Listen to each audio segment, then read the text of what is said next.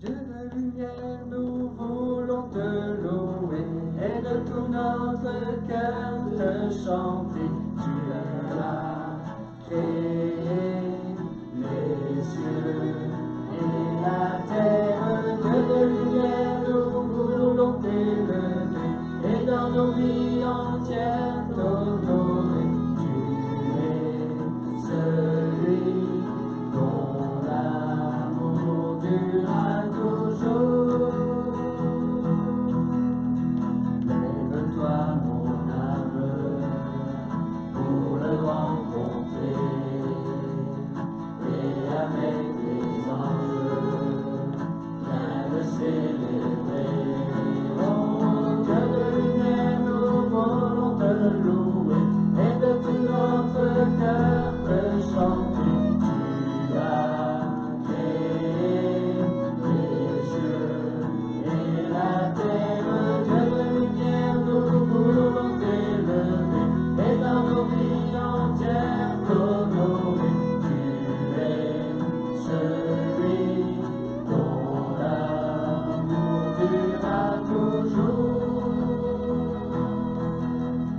Amour insondable, patience infinie, grâce incomparable qui nous rend la vie.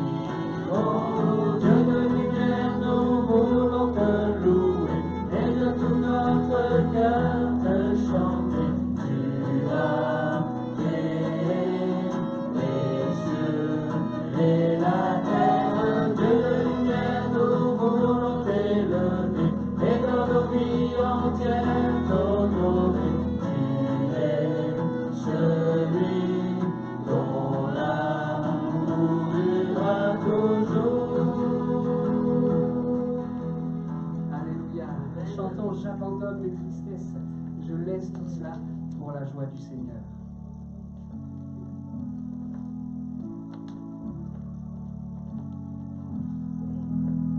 J'abandonne mes tristesses, j'abandonne ma honte, je les laisse tomber pour la joie du Seigneur. J'abandonne mes souffrances, j'abandonne mes peines, je les laisse tomber pour la joie du Seigneur. Je veux, Seigneur, te louer, je veux, Seigneur, te louer, je veux, Seigneur, te louer, amen. Je veux, Seigneur, je veux, Seigneur, te louer, je veux, Seigneur, te louer, je veux, Seigneur, te louer, amen. J'abandonne mes tristesses, j'abandonne ma honte, je les laisse tomber pour la joie du Seigneur. J'abandonne mes souffrances, j'abandonne mes peines, je les laisse tomber pour la joie du Seigneur. Je veux, Seigneur, te louer, je veux, Seigneur, te louer, je veux, Seigneur, te louer, amen. Je veux, Seigneur, te louer, je veux, Seigneur, te louer, je veux, Seigneur, te louer, je veux, Seigneur, te louer, amen. Je suis persémé debout, persécuté à genoux, attaqué certains jours.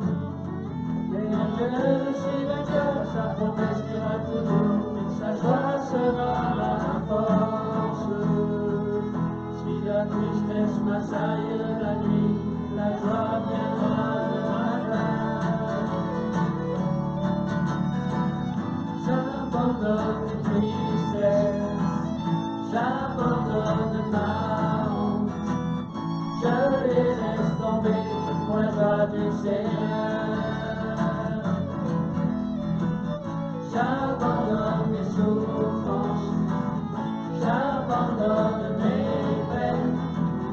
je les laisse tomber, pour la gloire du Seigneur. Je veux, Seigneur, te dire oui. Je veux, Seigneur, te dire oui. Je veux, Seigneur, te dire oui. Amen. Je veux, Seigneur, te dire oui. Je veux, Seigneur, te dire oui. Je veux, Seigneur, te dire oui. Amen. Je veux, Seigneur. Je veux, Seigneur, te dire oui. Je veux, Seigneur, te dire oui.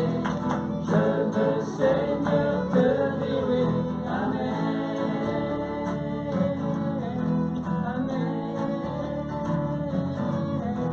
Amen. Oui Seigneur, on veut dire oui à ta personne, à ta présence, on veut dire oui à ta grâce. Nous voulons élever ton nom Seigneur. Aide-nous si nous n'y arrivons pas, c'est vrai, à abandonner tout ce qui pourrait nous retenir, tout ce qui pourrait nous empêcher de nous élever ce matin vers toi, en louange, en adoration. Oh, nous glorifions ton nom et nous prenons la décision ce matin de nous approcher de toi. On n'en est pas digne, on ne peut le faire par nos propres forces, mais Seigneur, tu es celui qui nous tient la main, tu es celui qui nous accompagne, tu es celui qui nous accueille dans ta présence ce matin. Alors oui, nous venons chanter tes louanges. Amen.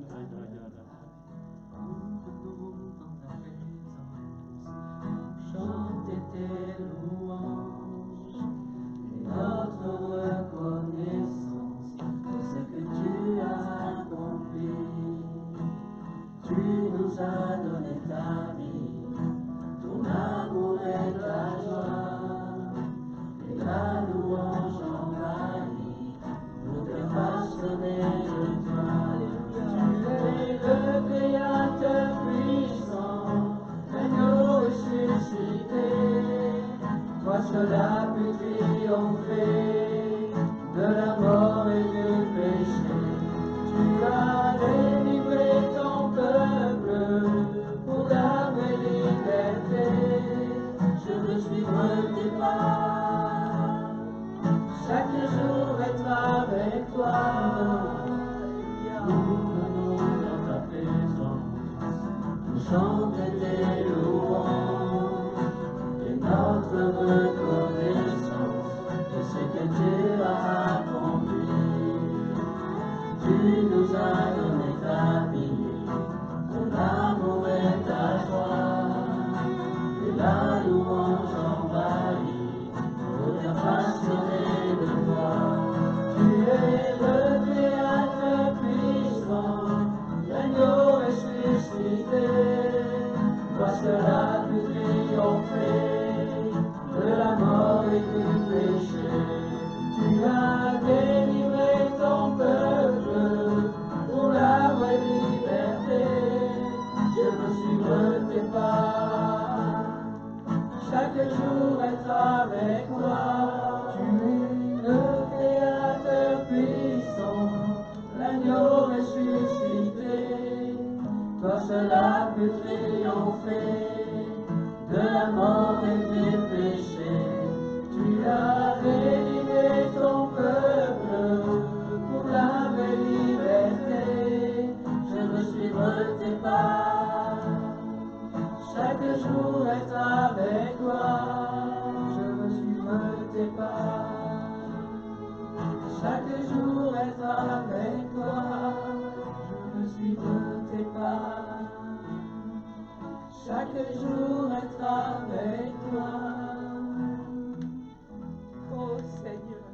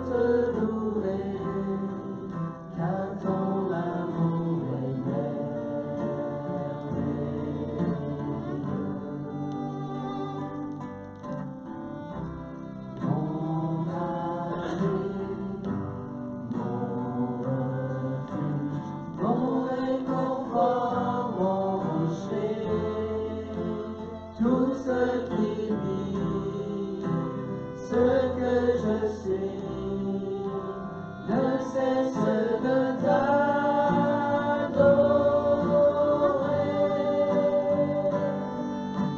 Chante au Seigneur, crie de joie terre entière. À Dieu la gloire, la puissance et l'honneur.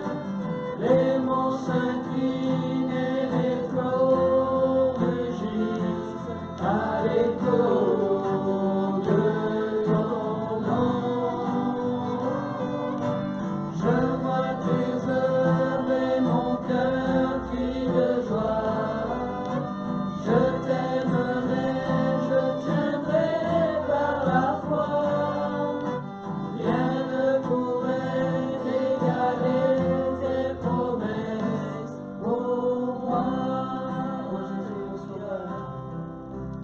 Oh Jésus, mon sauveur, Seigneur, nul n'est comme toi. Jour après jour, je te louerai, car ton amour est merveilleux.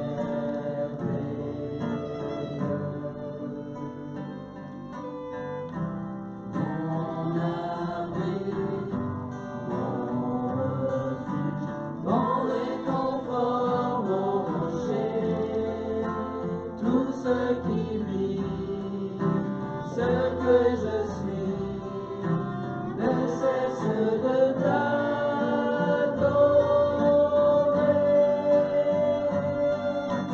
Chante au Seigneur, crie de joie terre entière. À Dieu la gloire, la puissance et l'honneur. Les monts s'inclinent et les flots rugissent à l'écho de ton nom. Je vois tes œuvres et mon cœur crie de joie. Je t'aimerai, je tiendrai par la foi. Rien ne pourrait égaler tes promesses. Pour chante Seigneur, crie de joie terre entière. À Dieu la gloire, la puissance et l'honneur. Les monts s'inclinent et les flots rugissent à l'écho de ton nom. Je vois tes œuvres et mon cœur crie de joie. Je t'aimerai, je tiendrai par la foi. Rien ne pourrait égaler tes promesses.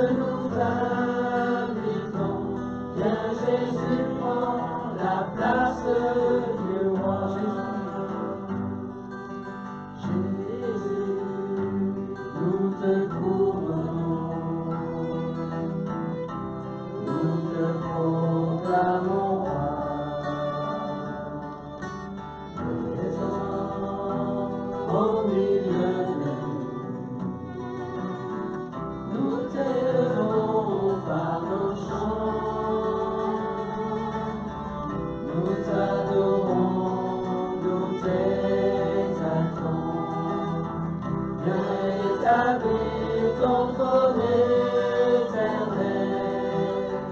Par nos louanges nous t'invitons. Viens Jésus, prends la place du roi.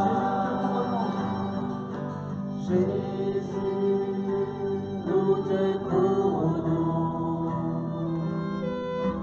Nous te proclamons roi.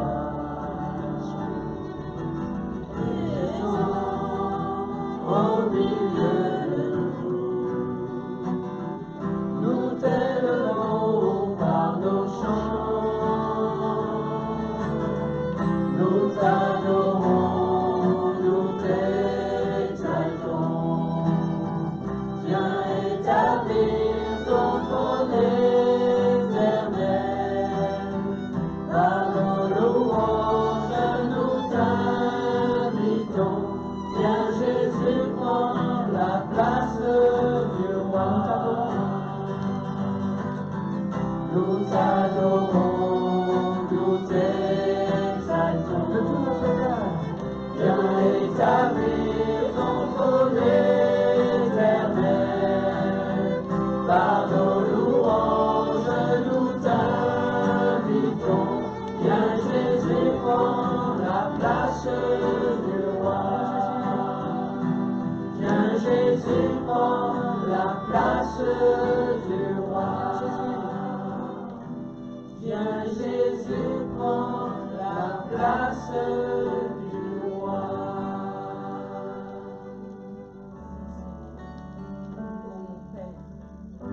Seigneur, tu me cherches, tu me connais. Si je t'oubliais, je sais que tu m'aimes. Ta sainte présence,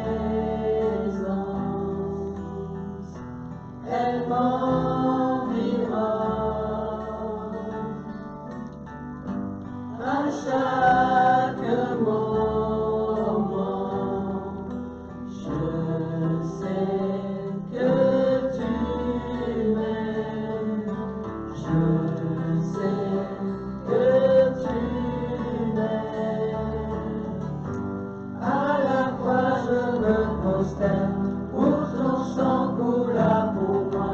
Aucun amour n'est plus grand. Tu as gagné sur la mort, ta gloire remplit les lieux très hauts. Rien ne peut nous séparer. Tu marches devant moi, tu gardes mes pas. Disons-le, ta main me soutient. Ta main me soutient. Je sais que tu m'aimes. Je sais que tu m'aimes. À la croix je me prosterne, où ton sang coula pour moi. Aucun amour n'est plus grand. Tu as gagné sur la mort, ta gloire remplit les lieux très hauts. Rien ne peut nous séparer. Sur le voile, tu traces un chemin, car tu as tout accompli. Tu déchires le voile, tu traces un chemin, car tu as tout accompli. Si tout s'effondrait devant mes yeux, tu resterais là. Je sais que tu m'aimes. Je sais que tu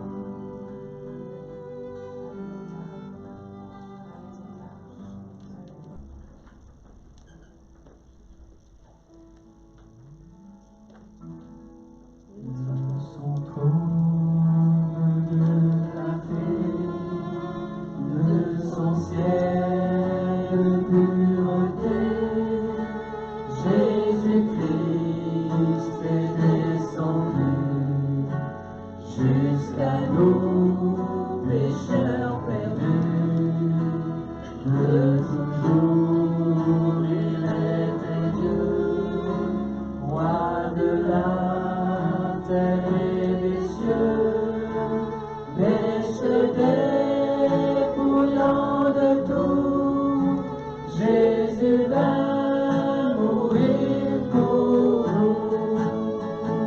Jésus-Christ est Seigneur, il est sorti du tombeau, il est Seigneur. Tout genou fléchira, toute langue confessera que Jésus est Seigneur. Il était l'éternel roi, mais renonçant à ses droits, en simple homme, en serviteur, Jésus vint vers nous pécheurs. Bien que vif, Jésus a pris par les choses qu'il souffrait, jusqu'à la mort de la croix, l'obéissance et la foi. Jésus-Christ est Seigneur, il est sorti du tombeau, il est Seigneur. Tout genou fléchira, toute langue confessera que Jésus est Seigneur. Jésus s'est humilié, aussi Dieu l'a couronné, dans le ciel l'a fait asseoir, sur son trône en tout pouvoir, afin qu'au nom de Jésus, tout genou soit abattu, et que dans tout l'univers, résonne un puissant concert. Jésus-Christ est Seigneur, il est sorti du tombeau, il est Seigneur. Tout genou fléchira, toute langue confessera que Jésus est Seigneur. Jésus-Christ est Seigneur, il est sorti du tombeau, il est Seigneur. Tout genou fléchira, toute langue confessera que Jésus est Seigneur.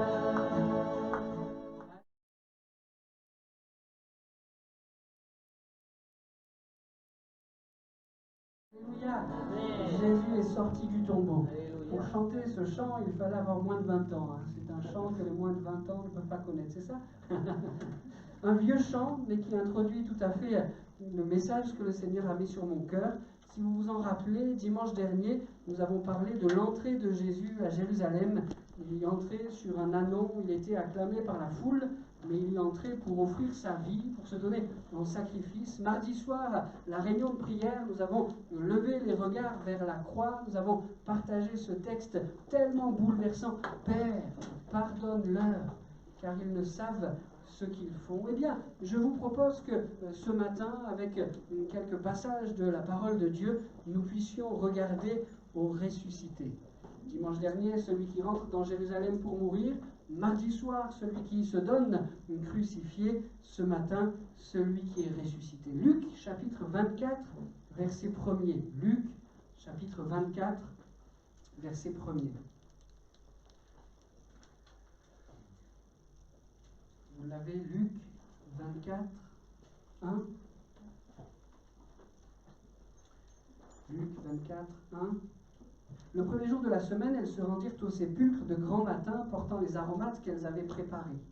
Elles trouvèrent que la pierre avait été roulée de devant le sépulcre et, étant entrées, elles ne trouvèrent pas le corps du Seigneur Jésus. Comme elles ne savaient que penser de cela, voici 2 hommes leur apparurent en habits resplendissants. Saisies de frayeur, elles baissèrent le visage contre terre, mais ils leur dirent: pourquoi cherchez-vous parmi les morts celui qui est vivant? Il n'est point ici, mais il est ressuscité. Pourquoi cherchez-vous parmi les morts celui qui est vivant? Il n'est point ici, mais il est ressuscité. Ici, on est en face de 2 réactions évidentes. On est en face de 2 logiques implacables. On est devant la réaction, la logique des femmes. Elles vont au tombeau pour parfumer, j'allais dire embaumer, ça n'allait pas jusque là, mais parfumer le corps de Jésus-Christ. Leur réaction est logique. Quelques jours avant ça, elles ont vu le corps sans vie de Jésus être déposé là dans le tombeau. Il est implacable, il est logique qu'elles viennent à cet endroit-là pour trouver Jésus. Elles vont trouver Jésus là où il est, parmi les morts. Il est crucifié. Mais dans ce texte, on est aussi en face d'une autre logique. Peut-être une logique qui lui est contradictoire. La réaction, la logique des anges. Pourquoi chercher parmi les morts celui qui est vivant? Là aussi, c'est implacable. Pourquoi aller chercher parmi les morts la personne que l'on sait vivante? Logique irréprochable, logique implacable. Comment est-ce qu'on pourrait alors faire se regarder ces deux logiques? Comment est-ce qu'on pourrait expliquer ces deux logiques d'apparence contradictoire? Les femmes avaient raison de venir chercher Jésus à l'endroit où elles l'avaient laissé. Les anges avaient encore plus raison de lui dire: il n'est plus là. Il n'est pas mort, il est vivant.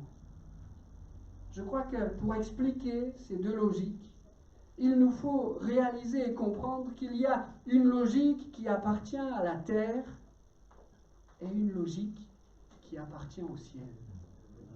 Ici, les femmes répondent aux logiques de la terre. Nous avons vu le corps de Jésus placé dans le tombeau. Nous y allons pour mettre un parfum. Mais elles vont être bouleversées de rencontrer une autre logique, plus grande, plus belle, la logique du ciel. Mais il n'est pas là. Pourquoi vous venez chercher un mort? Il est vivant. Je crois que si nous sommes ici ce matin, c'est parce que nous avons tous et toutes un jour été bouleversés par cette logique du ciel. Jésus est vivant. Je lui ouvre mon cœur, je lui donne ma vie. Et s'il y avait quelqu'un ce matin qui ne l'ait pas encore fait, alors nous voudrions tous ensemble vous dire, mais n'attends pas plus, c'est tellement merveilleux cette logique du ciel. Reçois Jésus. Je le disais donc, si nous sommes ici ce matin, c'est que nous avons découvert cette logique du ciel. Mais est-ce que nous ne devrions pas reconnaître qu'il nous arrive quelquefois, dans quelques circonstances, d'avoir le réflexe de retourner à la logique de la terre? D'aller chercher Jésus auprès des morts, ou, si on voudrait le dire différemment, d'avoir le sentiment, l'impression que Jésus n'est pas bien vivant là, à côté de nous, avec nous, qu'il est trop loin. Peut-être même dans nos moments les plus sombres, qu'il nous a abandonnés, qu'il est absent. Quelquefois, nous retournons à la logique de la terre, à la logique du rationnel, de l'implacable. Est-ce qu'on ne pourrait pas, ce matin, ensemble prendre la décision: Seigneur, ce que je veux, c'est la logique de ton ciel. Pardon pour les fois où je retiens, où je reviens à la logique de la terre. Seigneur, ce que je veux, c'est la logique du ciel. Je veux regarder ma vie, je veux regarder mon aujourd'hui, je veux regarder mon demain, non pas avec ce que la terre pourrait m'y apprendre, pas avec ce que la terre pourrait y mettre dedans, mais avec ce que toi tu veux pour moi. Je fais le choix de regarder ma vie d'aujourd'hui et ma vie de demain avec la logique du ciel. Amen. J'aimerais qu'on puisse prendre ensemble ces endroits, ces moments où Jésus, le ressuscité, est venu se montrer à ses disciples, aux femmes. Et il y en a plusieurs de ces moments-là. Et on va voir qu'à chaque fois, c'est deux logiques qui se sont rencontrées.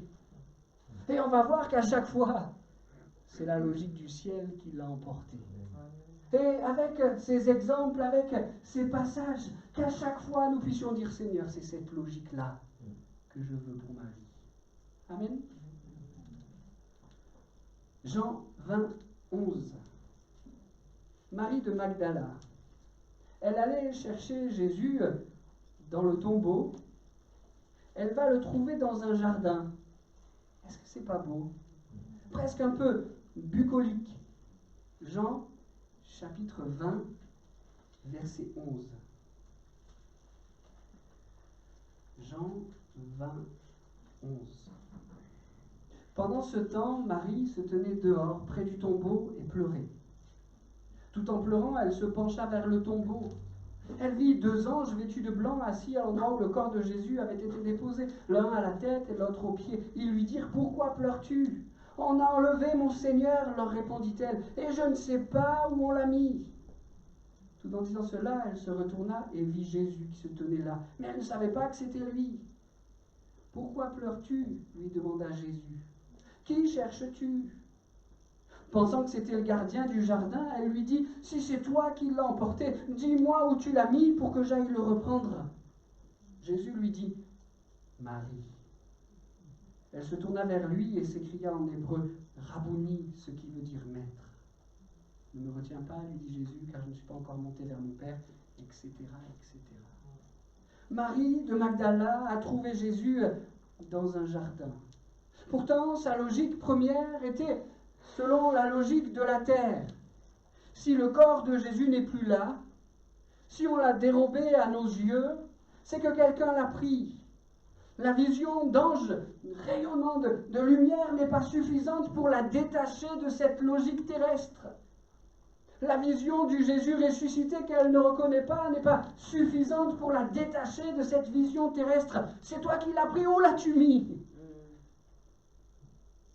Et puis, un mot va la détacher de sa logique terrestre pour lui permettre de reconnaître le ressuscité. Il l'appelle par son nom, Marie. Et là, elle change de cadre. Plus rien ne peut l'empêcher de croire que celui qui hier était mort est ressuscité. Il l'a appelé par son nom. Il l'a appelé par son nom. Est-ce que quelquefois nous ne devons pas reconnaître que nous cédons à la logique de la terre? Est-ce que quelquefois nous ne sommes pas envahis par le sentiment de l'absence de Jésus, le sentiment qu'il est loin, qu'il n'entend pas? Quelquefois, est-ce que ça n'est pas la logique de la terre qui en passe de gagner la partie? S'il m'arrive ça, c'est que Dieu m'oublie. Entend-il vraiment mes prières? Il aime et il répond aux autres, mais pas à moi. Est-ce qu'on n'est pas quelquefois tenu par cette logique de la terre? Est-ce que quelquefois on n'est pas lié par ces paroles-là? Dans ce jardin, ce jour-là, c'est la logique du ciel qui va l'emporter. Le sentiment de l'absence de Jésus va être balayé en un instant dans son cœur. Jésus l'appelle par son nom. Il est là. Il m'appelle. Retenons cette phrase que nous lisions tout à l'heure. Pourquoi cherchez-vous parmi les morts celui qui est vivant? Ce matin, ne cédons pas à la logique de la terre. Ne cédons pas à ces petites voix, mais faisons place à la logique du ciel. Il est ressuscité, il est là, et même, il t'appelle par ton nom. Que cela puisse tout changer dans nos cœurs. Que cela puisse sécher nos larmes. Ne le croyons pas mort, absent ou ailleurs. Il est là, au milieu du jardin. Ce que j'ose dire, même pour ceux qui n'en ont pas, au milieu de ton jardin. Il est là, il n'est pas loin, il entend tes prières, il connaît ton cœur, il t'appelle par ton nom. Ne cherchons pas Jésus dans son tombeau, mais trouvons-le dans le jardin. Allez, c'est encore bucolique, sur la plage. Savez-vous qu'on peut trouver Jésus sur une plage? Jean 21, verset 2.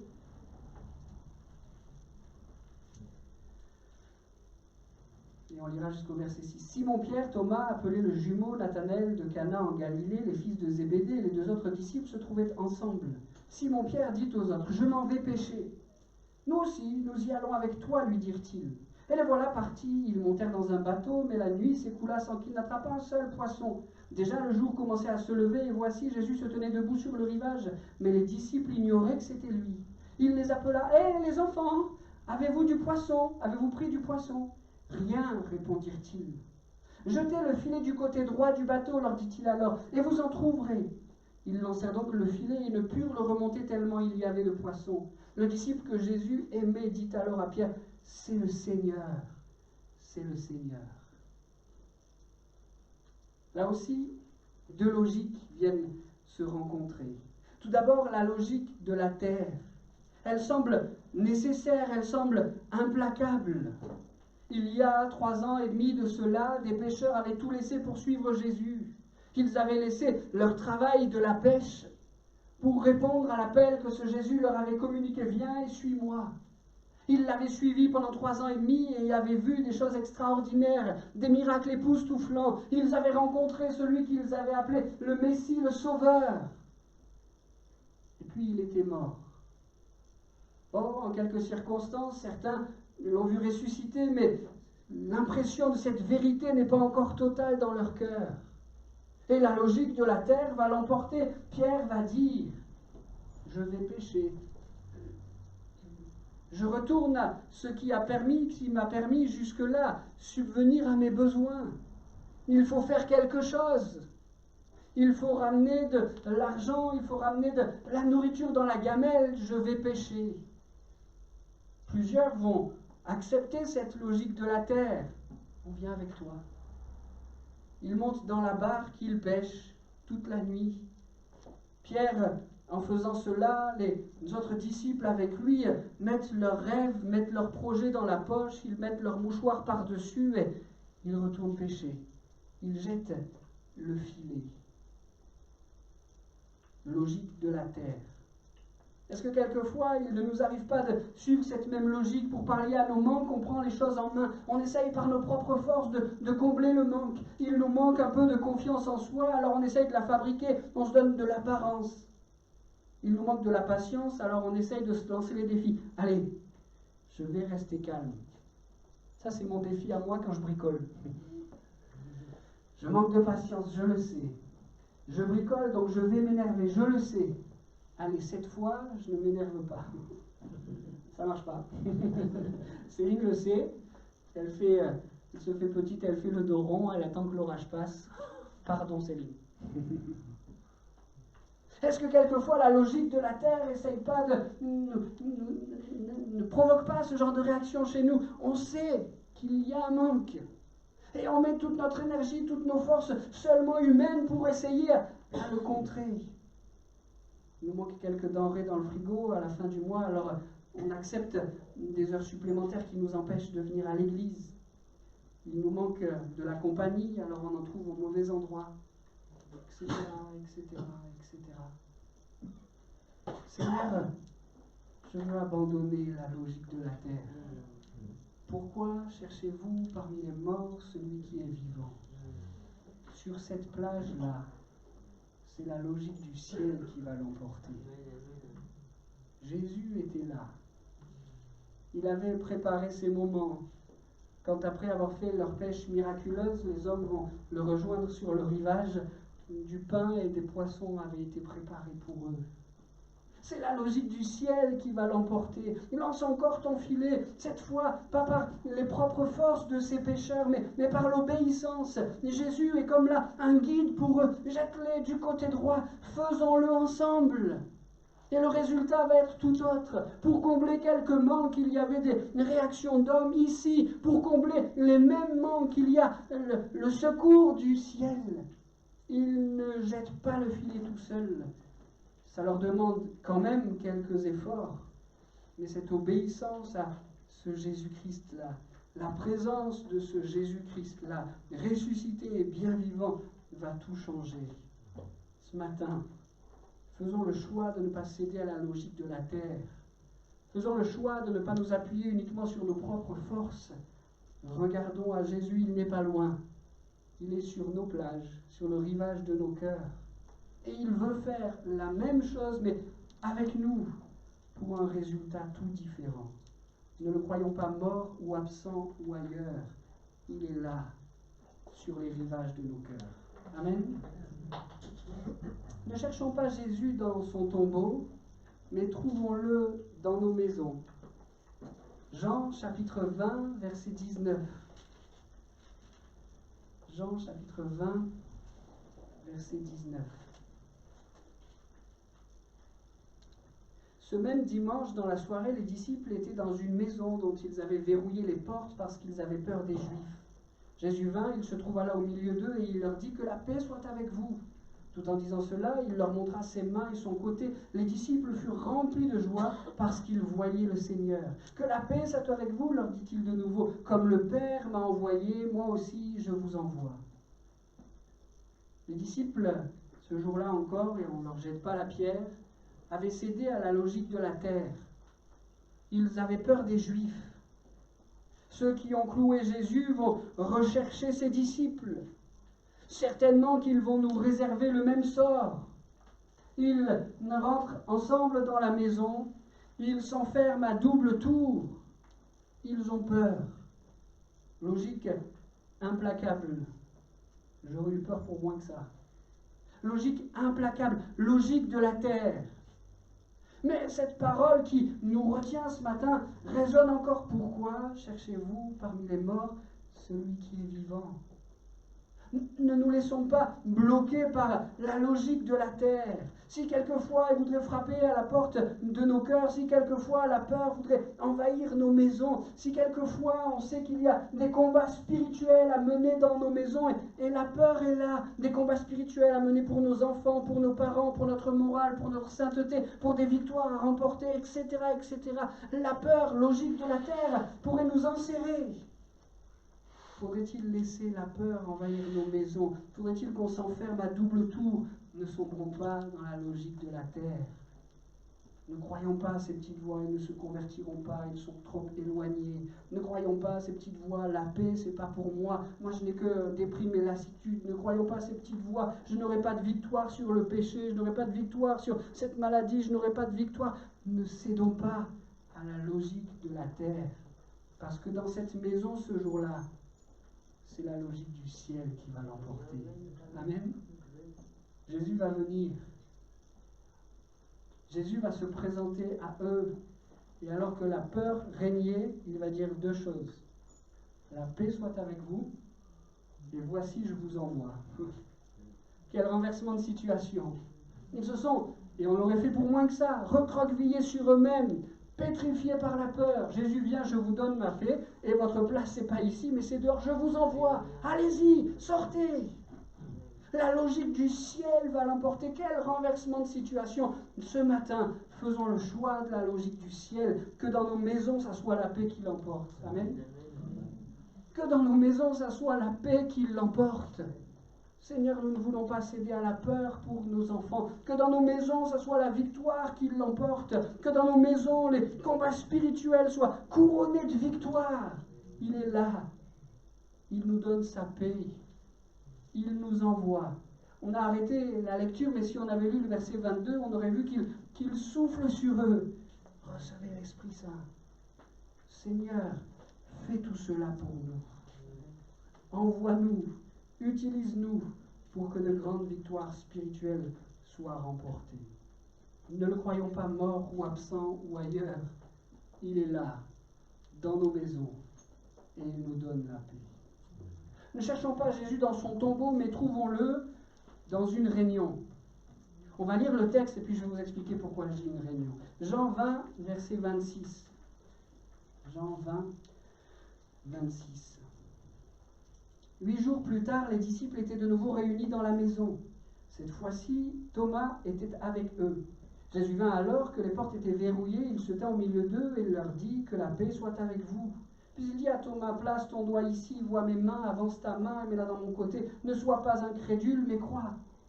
Thomas lui répondit, mon Seigneur et mon Dieu. Amen. Pardonnez-moi cette petite distorsion. Je dis que Jésus vient les rencontrer dans une réunion plutôt que de dire une deuxième fois dans une maison. Vous l'acceptez? Remarque, est-ce que ça n'était pas là la réunion de quelques croyants? J'étais ensemble dans le même lieu. Ici, dans cette maison, allez, permettez-le-moi, dans cette réunion, c'est la logique de la terre qui va l'emporter au début. Thomas n'avait pas encore vu Jésus le ressusciter. Le récit des autres n'avait pas été suffisant pour le convaincre. La logique de la terre est la sienne. Je ne croirai que si je le vois. C'est l'incrédulité qui est plus forte. C'est l'incrédulité, merci, qui l'emporte. Pourquoi cherchez-vous parmi les morts celui qui est vivant? Est-ce que quelquefois, la logique de cette terre ne cherche pas, comme pour Thomas, à s'installer dans nos cœurs? Est-ce que quelquefois, la logique de la terre ne faudrait pas nous donner de ne pas croire? Ou de ne croire qu'une fois que le miracle est là, c'est facile? Est-ce que quelquefois, notamment quand on prie, vous avez remarqué ça? L'incrédulité, la logique de la terre voudrait s'installer dans nos cœurs. Mais ce que tu demandes, cette guérison, ce miracle, cette réponse, cette consolation, cette solution, le baptême dans le Saint-Esprit, mais ce que tu demandes, c'est pas possible. Arrête, tu rêves. Thomas était dans la logique de cette terre.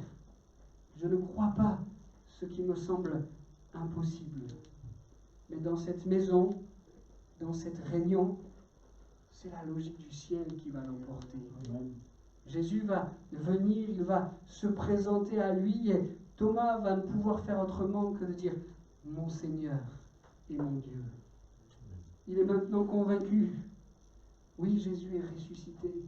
Il est maintenant convaincu, il a triomphé sur la mort. Il est maintenant convaincu, Jésus est là. Ce matin, laissons-nous toucher par la logique du ciel. Quand nous demandons à Dieu ce qui nous paraît être l'impossible, croyons. Même si nous ne voyons pas encore, croyons. Celui qui a ressuscité Jésus est capable non seulement d'entendre ta prière, mais il est aussi capable de répondre à l'impossible. Ne le croyons pas mort ou absent ou ailleurs. Il est dans cette réunion et il est ce Dieu de l'impossible. Amen. Ne cherchons pas Jésus dans son tombeau, mais trouvons-le sur un chemin. Luc 24, 15.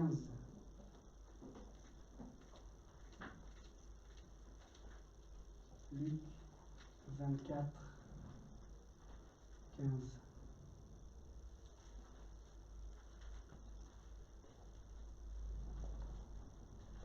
Luc 24, 15. Pendant qu'ils échangeaient ainsi leurs propos et leurs réflexions, Jésus lui-même s'approcha d'eux et les accompagna. Mais leurs yeux étaient incapables de le reconnaître. Il leur dit : « De quoi discutez-vous en marchant ?» Ils s'arrêtèrent, l'air attristé. L'un d'eux, nommé Cléopas, lui répondit : « Es-tu le seul parmi ceux qui séjournent à Jérusalem qui ne sache pas ce qui s'est passé ces jours-ci ? » Quoi donc, leur demanda-t-il. Ce qui arrivait à Jésus de Nazareth, c'était un prophète qui agissait et parlait en puissance devant Dieu et devant tout le peuple. Nos chefs, des prêtres et nos dirigeants l'ont livré aux Romains pour le faire condamner à mort et clouer sur une croix. Nous avions espéré qu'il était celui qui devait délivrer Israël, mais hélas, voici déjà 3 jours que cela est arrivé. Et puis verset 30.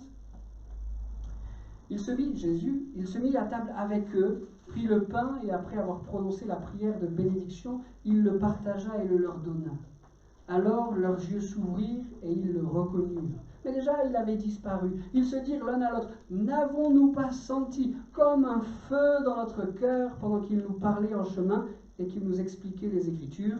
Ils se levèrent sur l'heure et retournèrent à Jérusalem. Ils y trouvèrent les 11 réunis avec leurs compagnons. Amen. Sur ce chemin, tout était enclenché pour que ce soit la logique de la terre qui l'emporte. Ces hommes-là connaissaient Jésus avant sa mort, mais ils ne connaissaient pas encore le ressuscité. Et un mot, à ce moment-là, les caractérise. Ils sont déçus. Le monde, ils disent, nos chefs religieux ont livré aux Romains, etc. Le monde leur a enlevé Jésus-Christ.